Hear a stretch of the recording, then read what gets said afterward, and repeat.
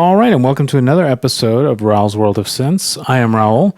This time around, we're going to be looking at a very special filter, the A106-1, pictured right here, Xtreme filter by Doepfer. We're going to be going over some of the basic features and functions of this module, and then in some of the future segments, we'll be doing some audio demonstrations of it, so you can hear kind of what these special features of it sound like. To start out with, let's just talk about what type of filter it is. It says low pass, high pass, so it's actually a combination of the two filters. This particular module is modeled after the Korg MS series of filters, but it's not an identical clone to those filters, but it's very similar in some of the characteristics. It does have some additional features that were not present on the original filters of the Korg MS family. But it does have a similar character if you listen to it. We're not going to get too much into the history of it other than to say that, yes, in fact, it is similar to that filter. But that does it for the history, so let's just go right into the basics of this filter. Starting right at the top, we have our frequency setting. This is going to allow us to adjust the cutoff, so all the way down at the bottom, our filter is all the way closed, all the way up at the top, our filter is all the way open, or at the maximum cutoff. Immediately to the left of that, we have our CV input number 1.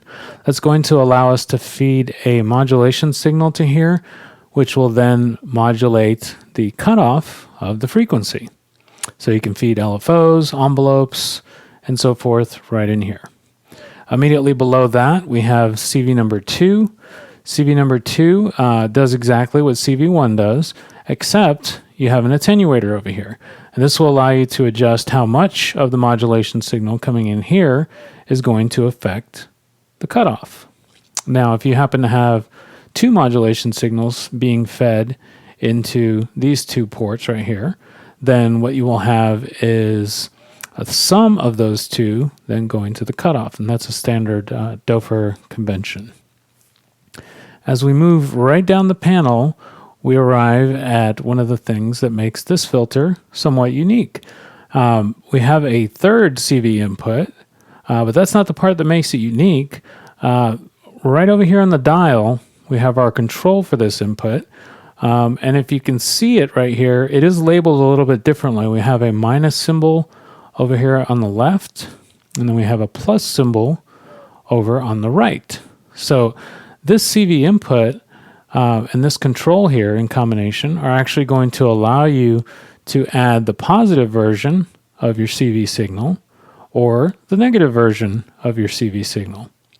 So the reason it's important to kind of note that is depending on what you have plugged in here, 0 is actually going to be right at about the 12 o'clock position or right at the 12 o'clock position. So you have to kind of use your ears a little bit to get this kind of configured so that no modulation is going in, if that's in fact what you want. But if you want the positive variety, then of course you're going to turn it over in the positive direction.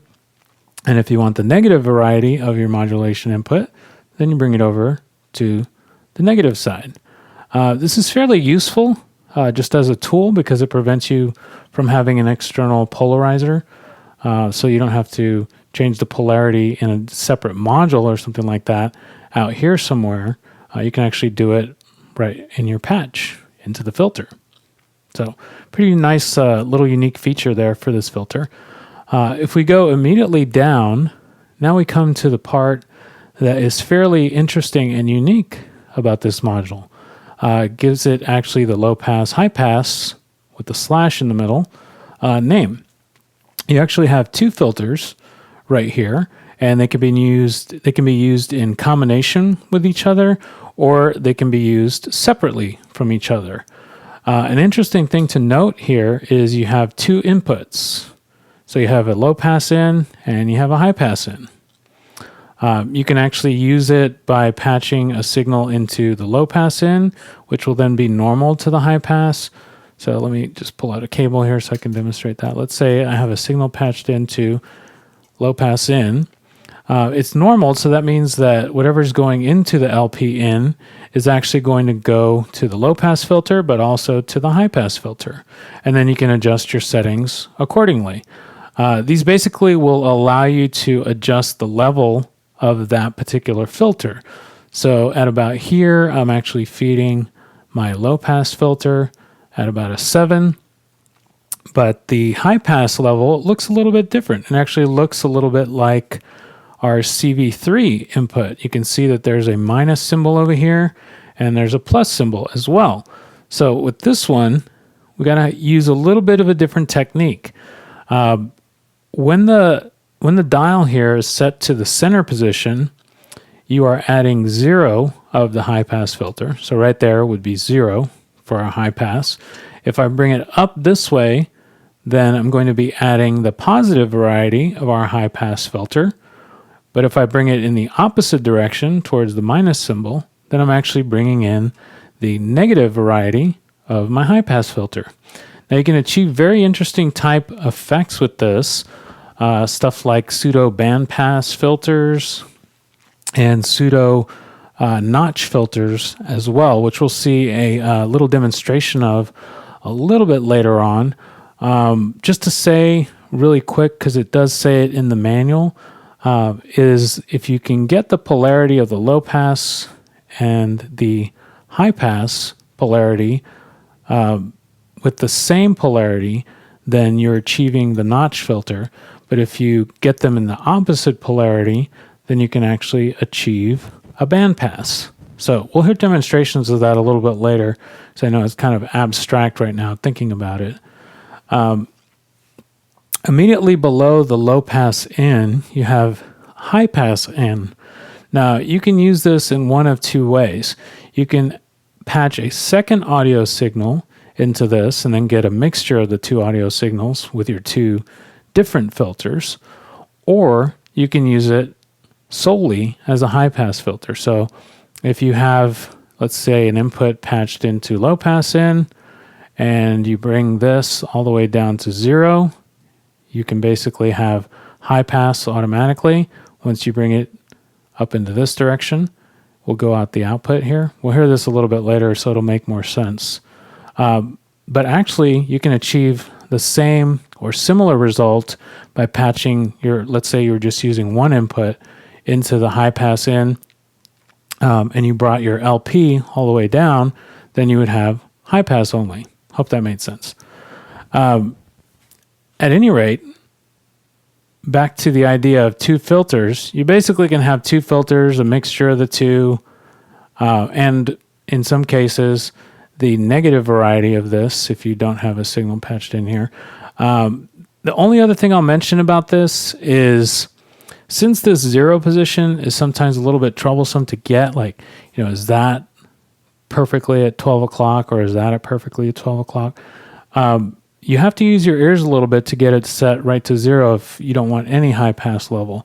But there is kind of a workaround. In the manual, it suggests a dummy plug to be used at the HP in if all you wanted, say for example, was low pass. So dummy plug is just a cable with nothing on the other end. So if I patch into my HP in right here, and I have nothing connected on the other end, I can just kind of leave it hanging safely, hopefully. And then now, since this is patched into here, then I will only receive low pass, as long as, of course, I have the low pass set to whatever level I want. So there you go. That is the little discussion of these two little filters, and it will make more sense once we start listening to some of the audio demonstrations a little bit later. Moving right up the panel into the top section over here, we have two different dials here, something that makes this filter unique.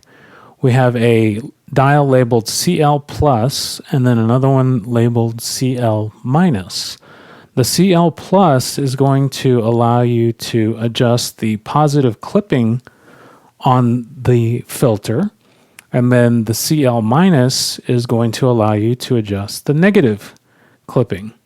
Now, both of them work in a similar way in that when you move in the clockwise direction, you're increasing the clipping, but you're also increasing the max output level.